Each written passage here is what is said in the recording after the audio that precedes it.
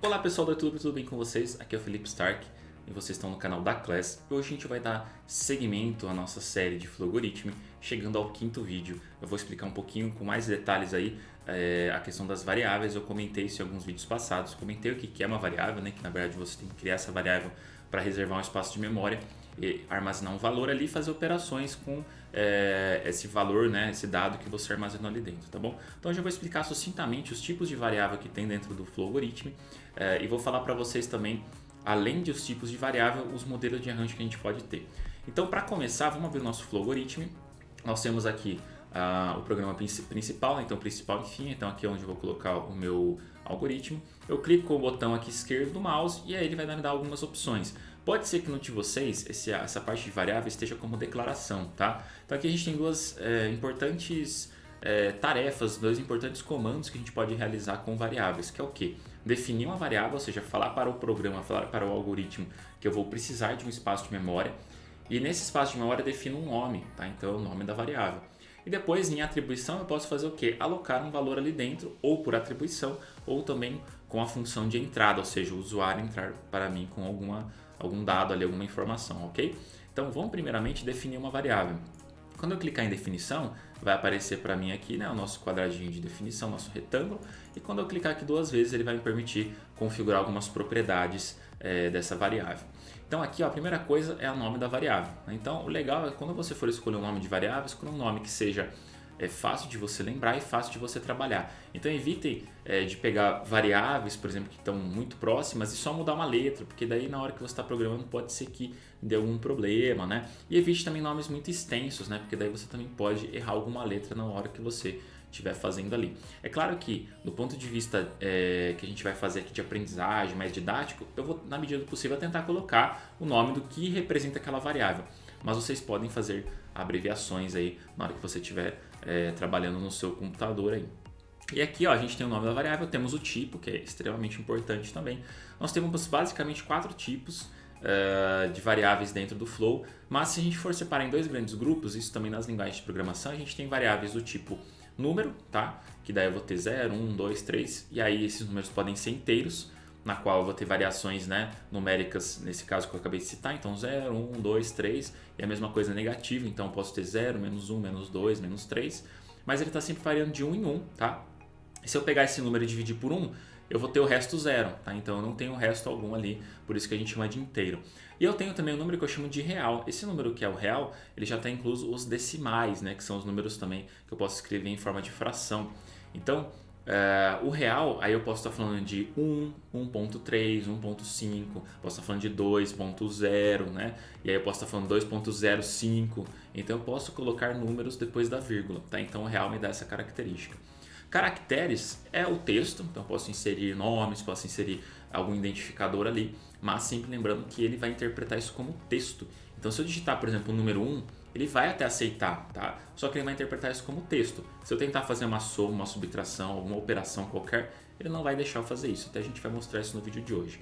E eu tenho por último um tipo que é lógico, que seria um binário, né, 0, 1, que no caso aqui do Flowgorithm, ele vai me retornar as palavras true, que seria verdadeiro, ou false, que seria falso. Então quando eu quero julgar uma condição, e a gente vai ver futuramente aí em outros vídeos o que é condicional dentro da parte de programação, eu posso pedir para ele julgar entre verdadeiro e falso. Só dando um exemplo, se você pegar, por exemplo, e falar assim, 1 é maior que 0, aí você vai falar, não, 1 não é maior que 0, ou seja, é falso que 1 é maior que 0.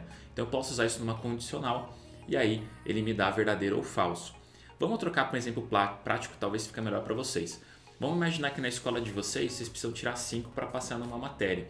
Então, se sua média for maior ou igual a 5, ou seja, se for verdade que sua média é maior ou igual a 5, você passa, ou seja, true, é verdadeiro. Caso contrário, é false. E aí dentro de um programa, dentro de um sistema de gestão de uma escola, você pode colocar essa condicional para, por exemplo, falar para o aluno se ele foi aprovado ou reprovado automaticamente. Então não precisa ter ninguém lá no sistema fazendo essa classificação, você pode colocar isso dentro do seu programa, ok? Vamos focar hoje em trabalhar com as variáveis inteiro, real, caractere, vou mostrar rapidamente para vocês, mas ao longo dessa série de vídeos a gente vai se aprofundando nos demais comandos, que é sempre legal vocês terem pelo menos o básico para vocês depois se aprofundarem aí sozinhos e fazer na casa de vocês, tá? Então vamos lá, inteiro, né? O inteiro, o que é esse número aqui? Ó? Vamos até colocar num inteiro, tá? Vamos deixar desse jeito só para a gente identificar que é um inteiro. O número inteiro, então, como eu falei, ele permite que você coloque um valor inteiro ali dentro. Então, eu vou ter uma entrada, vou ter uma saída, isso eu já expliquei no vídeo anterior. Então, sempre quando eu tiver uma entrada, eu tenho que avisar qual que é a variável que vai aceitar esse número, né? E aí, ó, na saída a mesma coisa, qual variável eu vou chamar para mostrar na tela o valor. Se eu rodar isso aqui, se eu fizer a execução desse código aqui, eu vou conseguir fazer o quê? Colocar um valor, então ele até coloca aqui, ó, forneça um tipo inteiro, né, para o número inteiro. Então se eu colocar 1, ele vai coletar o valor de 1 e vai ser o valor de 1, tá? Quando que é interessante a gente trabalhar com um número inteiro? Vamos só daí focar um pouco nisso também, na parte prática. Quando você tem objetos ou quando você tem informações que são indivisíveis. Por exemplo, quando a gente fala número de casa, número de apartamento, geralmente são valores inteiros. Então, apartamento 150, apartamento 335, tá? Então, você tem ali números que são inteiros, não são números quebrados. Quando você fala de pessoas, né? Pessoas, você fala uma pessoa, duas pessoas, três pessoas. Aí, quando a gente vai trabalhar com decimal, já é outro tipo de valor. Então, dependendo do seu problema, você vai precisar trabalhar com inteiro. E tome cuidado, porque o Flogoritmo ele até aceita que você entre com valores decimais numa variável inteira, tá? Mas muitas linguagens de programação não. Quando você entra com um valor que é decimal em uma variável que foi declarada como inteira, pode acontecer duas coisas, tá? Ou ele pode não executar aquela programação, ele pode dar um erro, ou ele pode fazer algo que também é muito complicado, que é pegar aquela parte decimal e desconsiderar e pegar só a parte inteira do número. Isso é um problema porque você está digitando e está achando que o programa está executando corretamente, mas na verdade não. Ele pegou aquela parte decimal e jogou fora. Então a gente tem que saber que se eu vou entrar com decimal, eu tenho que declarar essa variável como real, tá bom? Como um ponto flutuante na programação.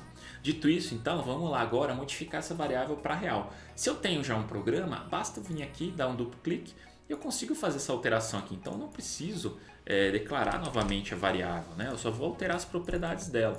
Então isso é algo legal também. Então se você errar na hora de fazer o programa aí, que às vezes acontece, então você precisa utilizar um caractere, mas você declarou como texto aquela variável e daí está dando erro. Você só volta e altera, tá? É muito fácil.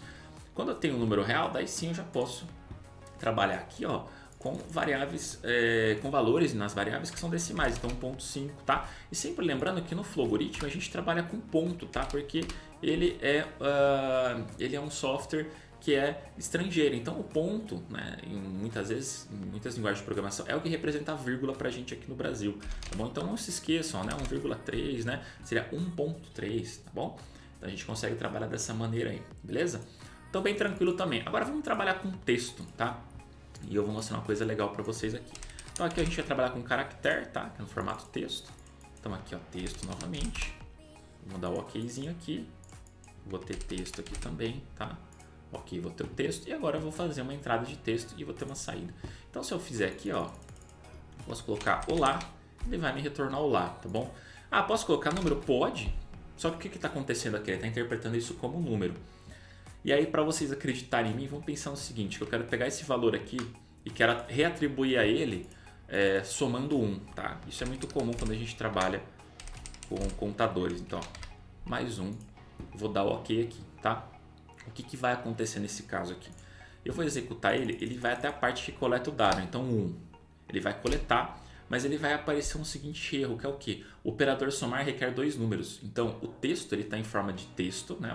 Esse 1 que eu digitei está em forma de texto, e o outro 1 que estaria somando nele não é possível fazer essa operação, ele não entende como fazer essa operação. Ah, eu vou pegar 1 e vai colocar 1 no final, vai ficar 11? Como que eu somo 1 em 1, né? Está em forma de texto. Então, isso não é possível executar, ele vai dar erro, tá bom? Então, aqui a gente tem os principais tipos de variável, né? Nesse vídeo que eu comentar bem rapidamente. E depois, ao longo da série de vídeos, a gente vai sempre estar trabalhando com essas variáveis. Então, dá uma estudada, abre uma variável, tenta fazer algumas operações, né? Coleta as informações, pede para mostrar na tela para ver o que está acontecendo ali dentro do seu algoritmo no Flogoritmo, que isso vai te ajudar depois, futuramente, nos outros vídeos, aí pegando outras nuances aí da programação, beleza? Se você gostou desse vídeo, galera, deixa o seu like, já se inscreva aí. De vez em quando eu vou estar postando vídeos, não é sempre, então fica tranquilo que não vai encher sua caixa de e-mails de notificação, tá? Não esquece também de ligar o sininho aí, né, para valorizar nosso trabalho aí e a gente ficar cada vez mais motivado para estar fazendo esses vídeos e estar trazendo esses vídeos para vocês, beleza? Então vejo vocês no próximo vídeo e bom programação para vocês aí, tá? Não esqueçam de treinar, tem que treinar é essencial. Até mais!